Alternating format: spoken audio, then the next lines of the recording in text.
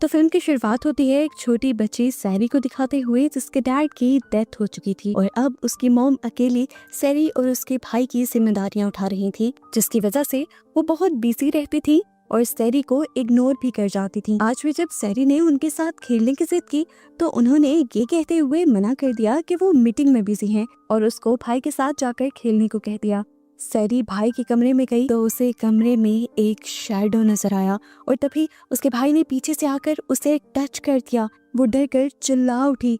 इस रूम में कोई शैडो नहीं था, बस छोटी सैरी का वहम था। वो सैरी अब अपने भाई रामन से खेलने की रिक्वेस्ट करती है तो वो भी मना कर देता है क्योंकि उसे अपने गेमिंग कंपटीशन की तैयारी करनी थी अपने फ्रेंड्स के साथ। उसकी मॉम उसे अपने साथ सैरी को भी पार्क ले जाने को कहती है ताकि उसकी बोरियत कम हो जाए। पार्क में सैरी को मिलता है उसका दोस्त जो कभी कभार इसी पार्क में उसके साथ खेलता था। सैरी उसके साथ बिजी हो जाती है और रैमन अपने फ्रेंड्स के साथ। सैरी और वो लड़का हाइड एंड सीक खेलने का डिसाइड करती है और सैरी अपने भाई के पास जाती है और उससे कहती है मुझे अच्छी जगह छुपाने में मदद करें ना प्लीज। तो रैमन उसे डांट कर भेज देता है कि देख नहीं रही हो मैं बिजी हूँ यहाँ। सैरी उदास होकर वहाँ से चली गई तो यहाँ एक सिक्योरिटी गार्ड आया जिसने इन सबको वार्न किया कि इस टाइम बच्चों का इस पार्क में खेलना सेफ नहीं। लेकिन ये सब तो अपनी गेम में इतना बिजी थे कि किसी की क्या सुनते। सैरी को हम देखते हैं जो पार्क के पास बने एक खौफनाक घर के अंदर आई जहाँ उसे दिखी सीढ़ियों पर बैठी एक खौफनाक औरत, जिससे डरने के बजाय सैरी ने उससे मदद मांगी छुपने के लिए। और हमें एक डरावना मंजर दिखाया गया कि उसी औरत ने जल्दी से सैरी के करीब आकर अपना बड़ा सा मुंह खोला और खोलते हुए पूरा सैरी को खा लिया, उसे कच्चा ही निकल लिया। यहाँ जब सबके घर जाने का वक्त हुआ तभी रैमन को सैरी का ख्याल आया। उसने पार्क में सैरी को देखा, यहाँ के बच्चों से पूछा सैरी के बारे में, पर सैरी नहीं मिली। और तब सैरी के बेस्ट फ्रेंड एल्डी ने आकर रैमन को बताया कि सैरी काफी टाइम से नजर नहीं आ रही, वो मेरे साथ हाइड एंड सीक खेलने वाली थी। ये लोग इस टाइम उसी घर के सामने खड़े थे जिसके अंदर सैरी गई थी, पर इन्हें अंदर जाने का कोई रास्ता नजर नहीं आया तो इन्होंने मान लिया कि रास्ता अंदर जाने का है ही नहीं, तो सैरी यहाँ कहाँ हो सकती है। सीन कट होकर अब दोबारा हमें सैरी को ही दिखाया जाता है जिसे उस डेमोनिक औरत ने खा लिया था। वो अब जिंदा थी, एक डाइनिंग टेबल पर बैठी थी जहाँ एक औरत बहुत प्यार से उसे खाना सर्व करती है और अपना नाम वेंडा बताती है। इसी टेबल पर 3 और बच्चे भी थे जो मजे से खाना एंजॉय कर रहे थे। सैरी को भी खाना मजे का लगा और वो तेज तेज खाने लगी, पर हकीकत में वो खाना नहीं बल्कि कीड़े और चूहे थे जो असल में सैरी समझ नहीं पा रही थी। और सामने बैठे 3 बच्चे भी असल में सोल्स थी, आत्माएं थी जिनका असल भी सैरी देख नहीं पा रही थी। और ये भरम या ये झूठ उसे वेंडा यानी वो शैतानी आत्मा ही दिखा रही थी। बाहर रात हो चुकी थी, सैरी का पता अब तक किसी को नहीं चल पाया था। पुलिस भी उसे ढूंढने में नाकाम थी। रैमन की मॉम भी उससे उसकी लापरवाही की वजह से नाराज थी। यहाँ तक कि रैमन के दोस्त जो उस वक्त रैमन के साथ थे इस चीज का जिम्मेदार अपने आप को मान रहे थे और दुखी थे और सब कुछ ठीक करना भी चाहते थे। रैमन खुद भी अपनी बहन के गुमने की वजह से बहुत ज्यादा अपसेट था। रात में उसे टेंशन में नींद भी नहीं आती और अचानक उसकी खिड़की पर नॉक होता है। वो चौंक कर उठा ही कि पीछे से उसकी अलमारी खुल गई। उसे देखकर उसने वापस खिड़की की तरफ मुंह किया तो वहाँ उसकी बहन की डिमोनिक यानी शैतानी सोल खड़ी थी, जिसे देखकर वो डर जाता है और अगले ही सेकंड सैरी उसके सामने आकर उसे धक्का देकर रूम से बाहर चली जाती है। रैमन खुश हुआ, उसे लगा कि सैरी घर वापस आ गई है। वो बाहर गया तो सैरी घर में भाग रही थी पर उसकी हाथ नहीं आई और तभी सैरी के पाँव उसे टेबल के नीचे नजर आए। रैमन डर गया क्योंकि कुर्सी के ऊपर कोई नहीं था। अब सैरी उसे विंडो के पास दिखाई दी। उसे जाकर सैरी को टच किया तो वो एक शैतान में बदल गई और डरावनी आवाज में बोली, मुझे ढूंढना बंद करो, मैं जहाँ हूँ बहुत खुश हूँ। दूसरी तरफ रैमन की फ्रेंड को भी अपने रूम में उसकी मॉम अजीब तरीके से बैठी दिखाई देती हैं, जो उनसे कहते हैं कि जो पार्क वाला घर तुमने देखा है वो खाली नहीं है, उसमें एक शैतानी ताकत है। ये लड़की उनकी बातों को समझ नहीं पाई और तभी उसके घर पे दरवाजा नॉक हुआ। उसने जाकर बाहर देखा तो शौक रह गई कि उसकी मॉम तो उसके डैड के साथ बाहर थी, जो उसके रूम में थी वो कोई और ही एंटिटी थी। अगले दिन क्लास में भी रामन उदास था और उसे गार्ड की वार्निंग याद आई कि शाम में बच्चों का पार्क में रहना ठीक नहीं। वो जब शाम में गायब होने वाले बच्चों के पीछे की रीजन सर्च करता है तो उसे एक डिमोनिक एंटिटी यानी एक शैतानी ताकत के बारे में पता चलता है जो बच्चों को पकड़कर अपनी भूख मिटाती है। कंप्यूटर स्क्रीन पर उस एंटिटी की तस्वीर भी एकदम से हिलती है और डर कर रेमन क्लास में ही चीख मार देता है और क्लास ओवर होने पर ये एंटिटी वाली बात वो अपने दोस्तों को भी बताता है, जिसे उसकी बातों पे यकीन था क्योंकि रात से उन दोनों के साथ भी अजीब डरावने काम हो रहे थे। यहाँ रामन का दोस्त उसे इस एंटिटी के बारे में और भी नॉलेज देता है कि वो एंटिटी उन्हीं बच्चों का शिकार करती है जिनको घर पर प्यार नहीं मिलता और फिर वो उनको माँ का प्यार देती है। ये एंटिटी बच्चों को जान से मारने से पहले उनकी फैमिली को 3 दिन का वक्त देती है। अगर वो बच्चे को ना ढूंढ सके तो बस हमेशा के लिए उसे मारकर उसकी सोल को अपने साथ रखकर वो उसे माँ की तरह पालती है। यानी एक दिन वो साया कर चुके थे और अब 2 दिन उनके पास थे जिसमें सैरी को वो बचाने की उम्मीद रख सकते थे। ये तीनों इसीलिए उस डिमोनिक घर में जाने का फैसला करते हैं। यहाँ सैरी का दोस्त एल्दी अकेले ही सैरी की तलाश में इन लोगों से पहले उस घर में आ चुका था जो घर पार्क के पास था। घर की विंडो से वो देख पाता है कि सैरी वहाँ खाना खा रही थी डीमन के साथ। जैसे ही उस डिमोनिक एंटिटी ने एल्दी को डरावने अंदाज में देखा तो वो घबराकर अपनी जान बचाने के लिए वहां से भाग निकला और बाहर निकलते हुए रामन से टकरा गया। उसने जो देखा वो सब रामन और उसके दोस्तों को बताया। चलो एक बात तो उन्हें पता चली कि सैरी अंदर ही है। सैरी को लेने के लिए वो एल्दी को लेकर उस घर के अंदर जाते हैं और पूछते हैं कि सैरी कहाँ थी। सैरी पहले डाइनिंग पर थी लेकिन अब वहाँ कोई नहीं था। रमन एल्दी से कहता है ठीक है, बस तुम्हारा काम यही खत्म हुआ, तुम जल्दी से घर चले जाओ। लेकिन एल्दी घर जाने से मना कर देता है क्योंकि उसे भी सैरी को ढूंढना था। इन्हें यहाँ की चीजें देखते हुए एक सफेद चादर में एंटिटी दिखाई देती है। ये लोग डर जाते हैं लेकिन डरते हुए वो उस चादर को हटाते हैं, लेकिन वो तो बस एक चादर में छुपा लैंप था। यहाँ एल्दी को जब सैरी की झलक नजर आती है तो वो उसका पीछा करता है और पहुंच जाता है एक डेमोनिक कमरे में। जबकि रामन को भी सैरी की आवाज सुनाई देती है जो कि हाइड एंड सीक खेलने के लिए काउंटिंग कर रही थी। उसे पकड़ने के चक्कर में वो भी उसे कमरे में आ गया जहाँ एल्दी था। दूसरी तरफ रामन के दोस्त को भी कमरे में सैरी दिखाई देती है। जब वो उस कमरे में जाता है तो हमें दिखाया जाता है कि उस एंटिटी ने यहाँ का दरवाजा चुपके से बंद कर दिया। जब उसे ये एहसास हुआ कि वो इस कमरे में लॉक हो चुका है तो वो पैनिक होकर जोर जोर से दरवाजा बजाता है। 1 मिनट के लिए उसकी दोस्त को उसकी आवाज सुन भी जाती है, पर जब वो इस दरवाजे के पास आई तो उसे अंदर कुछ भी दिखाई या सुनाई नहीं दिया। हालांकि वो लड़का अंदर ही था और जोर जोर से चिल्ला रहा था, यहाँ तक कि वो अपनी दोस्त को भी देख पा रहा था। लेकिन जब उसकी दोस्त कमरे से आगे बढ़ने लगी तो वो समझ गया कि वो एंटिटी ही इसके साथ शरारत कर रही है। वो ना अंदर की चीजें बाहर दिखा रही है और ना ही अंदर की आवाज बाहर जाने दे रही है। तभी उस लड़की के पीछे एक कैबिन खुलता है जिसके अंदर उसे सैरी दिखाई देती है जो एकदम से अपना बड़ा सा मुंह खोल लेती है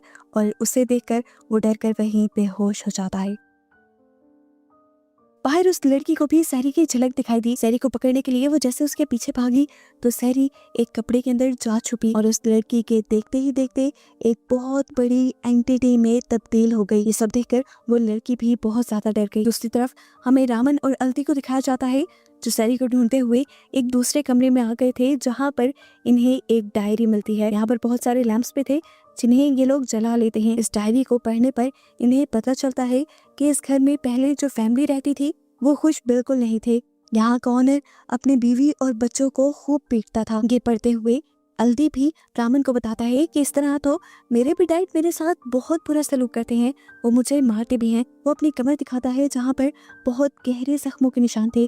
उसके ये दिखाते ही ऊपर से छत टूटती है और कोई अनजान ताकत उसे वहां से खींच कर ले जाती है और रामन उसे बचा भी नहीं पाता, बस ये सब देखता रह जाता है। फिर उसी सुराख में से उसे नजर आती है अपनी बहन सैरी जो कि उसकी मॉम के साथ खड़ी हुई थी। रामन समझ गया कि ये उसकी मॉम नहीं है बल्कि वही एंटिटी ही है। उसने सैरी को कहा फौरन मेरे पास आ जाओ, तुम्हारे पीछे जो खड़ी है वो हमारी मॉम नहीं है। उसके कहते ही वो एंटिटी अपना चेहरा बदल देती है लेकिन सैरी उसके पास नहीं आती, वो तो उस एंटिटी की उंगली तोड़कर खाने लग जाती है। और ये सब रामन को बहुत अजीब लगता है। वो भागकर अपनी बहन को पकड़ना चाहता था, लेकिन तभी वो एंटिटी सैरी को लेकर गायब हो गई। रामन को अब एक दीवार के पीछे से धम धम की आवाजें आ रही थी, जैसे वहाँ कोई बहुत बड़ी एंटिटी हो। वो इस आवाजों का पीछा करने लग जाता है, जबकि दूसरी तरफ रामन का दोस्त जिस कमरे में बेहोश हुआ था उसे भी होश आ चुका था। एकदम से उसी कमरे में कुछ दराजें खुलती हैं और उन 3 बच्चों की सोल, जिन्हें हमने पहले डाइनिंग टेबल पर सैरी के साथ खाना खाते हुए भी देखा था, वो एक एक करते हुए बड़ी अजीब तरीके से उन दराजों से निकलकर खड़े हो जाते हैं। ये लड़का ये सब देखकर बहुत ज्यादा डर जाता है। वो तीनों बच्चे अब आहिस्ता आहिस्ता कदम बढ़ाते हुए उसके करीब आ रहे थे, जिनसे बचने के लिए उसने दरवाजा खोला और वो बाहर चला गया। शुक्र था कि ये दरवाजा ब्लॉक नहीं था। बाहर वो अपने दोस्त से टकराया, जो भी बहुत ज्यादा घबराई हुई थी। उसके साथ भी जितने डरावने काम हुए थे उसने अपने दोस्त को बताए। उसने ये भी कहा कि बाहर से एक आदमी गुजर रहा था, मैंने उसे मदद के लिए आवाजें भी लगाई, लेकिन वो मेरी आवाजें सुनकर डरकर ही यहाँ से भाग गया। यहाँ रामन उस धप धप की आवाज का पीछा करते हुए एक अजीब से डरावने कमरे में आ चुका था, जहाँ अब उसके सामने एक बहुत बड़ी शैतानी एंटिटी थी। ये वही एंटिटी थी जिसके बारे में उसने गूगल पे सर्च किया था, कि बिल्कुल तस्वीर जैसी ही लग रही थी, या कह ले कि तस्वीर से भी कहीं ज्यादा भयानक लग रही थी। उसके हाथ में इस टाइम अल्ती था। रामन चुप के ये सब देख रहा था। वो अपना बड़ा सा मुंह खोलती है और अल्दी को कच्चा ही निकल जाती है। डर के मारे रामन हिल भी नहीं पाता। वो जैसे ही अगले पल मुंह उठाता है तो वो एंटिटी उसके सामने थी। डरकर वो सीढ़ियों से ही नीचे गिर गया। सीढ़ियों से नीचे गिरते ही उसे उसके दोस्त संभाल लेते हैं और वो दोनों दोस्त उसे इस घर से निकल जाने को कहते हैं। वो रामन को बताते हैं कि किस तरह उनके साथ यहाँ पर बहुत सी पैरानॉर्मल यानी डरावनी चीजें हुई हैं। रामन भी उनसे कहता है, हाँ तुम सब ठीक कह रहे हो, क्योंकि मैंने खुद अपनी आंखों से वीवी गोम्बल नामी एंटिटी को यहाँ देख लिया है, जो बच्चों को खा जाती है, और उसी की वजह से यहाँ पर ये सारी नेगेटिव चीजें हो रही हैं। रामन उनसे कहता है, बस एक आखिरी मर्तबा हम उस कमरे में जाएंगे जहाँ अल्दी गया था। अगर हमें सारी ना मिली तो हम लोग घर चले जाएंगे। रामन की बात मानते हुए ये तीनों उस कमरे में तो आते हैं, लेकिन यहाँ पहले तो उन्हें कोई नहीं दिखता। फिर उसे सारी दिख जाती है, जो एकदम से यहाँ चलते हुए गायब भी हो गई। इससे पहले कि ये लोग यहाँ से चले जाते, इन्हें एक काले रंग का कपड़ा हवा में उड़ता दिखाई देता है, जिससे ये लोग बहुत ज्यादा डर जाते हैं। और फिर वो काले कलर का कपड़ा एक औरत और उसके 3 बच्चों में तब्दील हो जाता है। ये वही औरत थी जिसके साथ सैरी बैठकर खाना खा रही थी। रामन उससे पूछा है, आखिर तुम हो कौन और तुम सैरी को छोड़ के नहीं रही? तो ये लड़की अपना नाम वेंडा बताती है और कहती है कि मैं सैरी को किसी को वापस नहीं करूंगी, क्योंकि सैरी को कोई इतना प्यार नहीं करता जितना मैं करती हूँ। यहाँ पर वो सैरी को भी बुला लेती है और उससे पूछती है, क्या तुम घर जाना चाहती हो? तो सैरी ना में जवाब दे देती है। सैरी उससे कहती है, वेंडा बहुत अच्छी है, वो मेरी सारी बातें मानती है, मुझसे खेलती भी है और मुझे अच्छा खाना भी बना कर देती है। रामन बहुत ज्यादा कंफ्यूज हो गया था। वो अपनी बहन को हर हाल में बचाना चाहता था। वो उसका जाकर हाथ पकड़ने की भी कोशिश करता है, पर पकड़ नहीं पाता। तब उसका दोस्त उसे बताता है, ये सैरी नहीं है, बल्कि ये सैरी की सोल है। इन्होंने जरूर सैरी की सोल और सैरी के जिस्म को अलग अलग कर लिया है। अगर हमें सैरी को बचाना है तो हमें पहले उसके जिस्म को ढूंढना होगा। रामन को बहुत ज्यादा गुस्सा आ रहा था। वो वेंडा नामी इस औरत से कहता है, तुम असल में कौन हो? तुम अपना असल मुझे दिखाओ। उसके ये कहते ही वेंडा नामी इस औरत का जिस्म अकड़ने लग जाता है और एकदम से वो वीवी गोम्बल नामी एंटिटी में बदल जाती है। रामन एक चेयर उठाकर वीवी गोम्बल को मारने की कोशिश करता है, लेकिन एक भूत को मारने का ये सबसे गलत तरीका था। रामन के दोस्त के पास एक चाकू भी था, जिसे जाकर वो जल्दी से वीवी गोम्बल के दिल की जगह पर स्टैब कर देता है। खून के फवारे वहां निकलते हैं और एक अजीब चीज होती है कि वो सारा खून एक बॉल में बदलते हुए उसी लड़के के मुंह के अंदर चला जाता है जिसने वीवी गोम्बल के ऊपर हमला किया था। इस खून की वजह से वो लड़का वॉमिट करने लगता है और वॉमिट कर करके बेहोश हो जाता है। यहाँ पर वीवी गोम्बल अब रामन का भी गला पकड़ लेती है, उसे दबा देती है और उसे बेहोश कर नीचे फेंक देती है। बेहोशी में वो एक अलग ही दुनिया में चला जाता है, पास्ट में चला जाता है, जहाँ पर उसे इस घर की हिस्ट्री पता चलती है। वेंडा नामी जिस औरत की झलक वो बार बार इस घर में देख चुके थे, वो ही इस घर में रहती थी, लेकिन उसका हस्बैंड एक अच्छा इंसान नहीं था। वो वेंडा के प्रेग्नेंट होने पर भी उसे मारता है और कहता है कि ये बच्चा उसका नहीं हो सकता। वेंडा उससे कहती रह जाती है कि तुम्हें मेरा यकीन करना होगा, लेकिन वो आदमी वेंडा को ही मारने लग जाता है और वेंडा को बचाने के लिए उसके यहाँ 3 बच्चे भी आ जाते हैं और ये बुरा इंसान उसके बच्चों के सामने ही गरम गरम चाय से उसका मुंह जला देता है और फिर घर को छोड़कर चला जाता है। अपने हस्बैंड के ऐसे चले जाने की वजह से ब्रेंडा बहुत ज़्यादा दुखी हो चुकी थी। काफ़ी सालों से वो घर से बाहर नहीं निकली थी अपने हस्बैंड की वजह से। अब घर कैसे चलाना था उसे समझ नहीं आ रही थी। जब सारी चीज़ें घर पे ख़त्म हो जाती हैं तो वो खुद को और अपने बच्चों को जहर देकर मार देती है। मरने से पहले उसने खुद यहाँ अपने घर पे वीवी गॉम्बल को बुलाया था। वो भी वीवी गॉम्बल के बारे में सारी चीज़ें जानती थी और वो वीवी गॉम्बल से कहती है कि तुम चाहे मेरी सोल ले लो अपनी ताकत बढ़ाने के लिए, लेकिन मेरे बच्चों को प्यार से पालना, उनके प्यार में कमी मत होने देना। साथ ही वो इस घर को एक कर्ज यानी एक श्राप में बदलने को भी कहती है ताकि उसका हस्बैंड कभी भी इस घर में वापस ना आ सके, क्योंकि अब उसे अपने हस्बैंड से नफरत हो चुकी थी। और फिर उस दिन के बाद से ब्रेंडा और उसके बच्चों के सोल के साथ साथ वीवी गॉम्बल भी इसी घर में रहने लगी और ये घर डिमोनिक हो गया, यानी शैतानी घर बन गया जिसमें नेगेटिव एनर्जीज के अलावा कुछ नहीं था। ये सारा विजन देखने के बाद रामन को होश आ जाता है, उसके साथ साथ उसके दोनों दोस्तों को भी होश आ जाता है और तभी उन्हें वीवी गॉम्बल की आवाज़ आती है जो उनके साथ हाइड एंड सीक खेलना चाहती थी। वो काउंटिंग करना शुरू कर देती है और डर के मारे ये तीनों जाकर छुप जाते हैं। वीवी गॉम्बल एक सांप में बदल देती है अपने आप को और इन तीनों को ढूंढने लग जाती है। उसे सबसे पहले मिलती है लड़की जिसके पाँव को अपने अंदर जकड़ते हुए वो उसे उल्टा लटका देती है। इससे पहले कि वो उसके साथ कुछ बुरा कर देती, रामन और उसका दोस्त अपनी दोस्त को खींच कर बचा लेते हैं। रामन अब इन सब चीज़ों से बहुत ज़्यादा थक चुका था। वो झुंझला उठता है और जोर जोर से सैरी को आवाज़ देने लगता है। वो सैरी से कहता है, मुझे माफ़ कर देना, मुझे उस दिन वो सब नहीं करना चाहिए था। मैं तुमसे बहुत ज़्यादा प्यार करता हूँ, लेकिन मैं आज तक तुम्हें जिता नहीं सका। मैं इस सब के लिए तुमसे माफ़ी मांगता हूँ। वो आवाज़ें देते हुए सैरी को बताता है कि तुम्हें वेंडा आज अच्छी लग रही है क्योंकि वो तुम्हारा ख्याल रख रही है, लेकिन वो तुम्हें तुम्हारी फैमिली वाला प्यार कभी नहीं दे पाएगी। आज तुम्हारी मॉम घर पे तुम्हारा वेट कर रही है, वो कल से तुम्हारे लिए रो रही हैं। उसकी ये बातें जैसे वीवी गॉम्बल के ऊपर असर करने लगी थी। उसे कुछ कुछ होने लगा था और वो एक बहुत बड़ी उल्टी करती है, जिसके बाद उसकी बॉडी से सैरी बाहर निकल आती है। असल में वो सिर्फ उन्हीं बच्चों का शिकार करती थी जिनके पेरेंट्स उससे प्यार ना करते हो, लेकिन यहाँ तो सैरी का भाई और सैरी की मॉम उससे प्यार करती थी और इस चीज़ का सबूत उसे मिल भी गया था। तो ऐसे उसे सैरी को छोड़ना पड़ा। रामन जाकर फौरन अपनी बहन को संभाल लेता है और गले से लगा लेता है।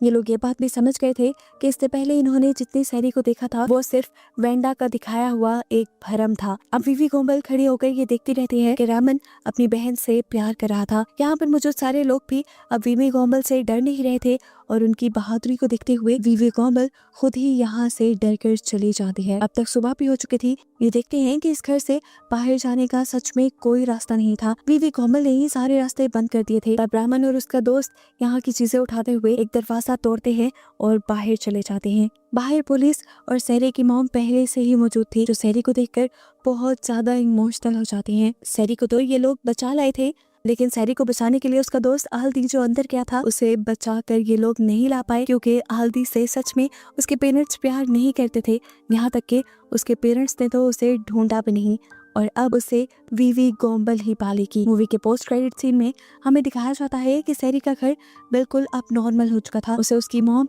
और भाई दोनों ही प्यार देते थे और उसे कभी अकेलेपन का एहसास नहीं होने देते थे। सैरी भी खुश रहने लगी थी। एक रात रामन को अपने किचन में से अजीब आवाजें सुनाई देती हैं। वो जब किचन में जाकर देखता है तो सैरी वहाँ कच्चा गोश्त चबा रही थी। ये देखकर रामन डर जाता है और समझ जाता है कि सैरी वीवी गॉम्बल यानी एक शैतान के साथ रहने की वजह से खुद भी काफी हद तक शैतान बन चुकी थी। लेकिन जैसे भी थी अब वो उसकी बहन थी और उसे अपनी बहन को साथ रखना था।